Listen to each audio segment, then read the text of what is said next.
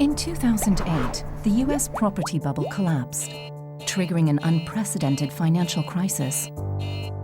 The situation deteriorated even more in Eurozone countries, especially in those peripheral economies that had already suffered from deindustrialization after joining the single currency.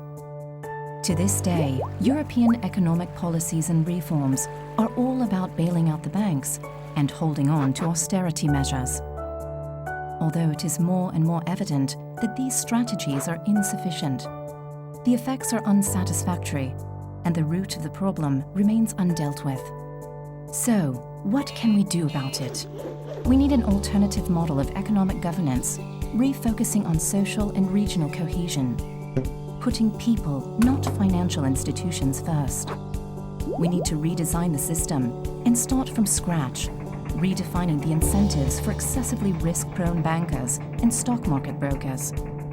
We need to ensure that there's enough credit to finance the real economy, that is, the small and medium-sized enterprises. We need to establish taxation systems governing financial transactions like the TOBIN tax.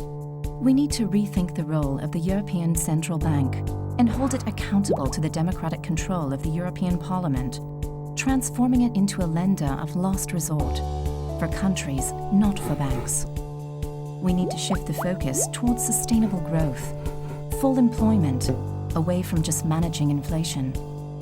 A meaningful change in Europe's economic governance will bring change and transformation to Europe itself.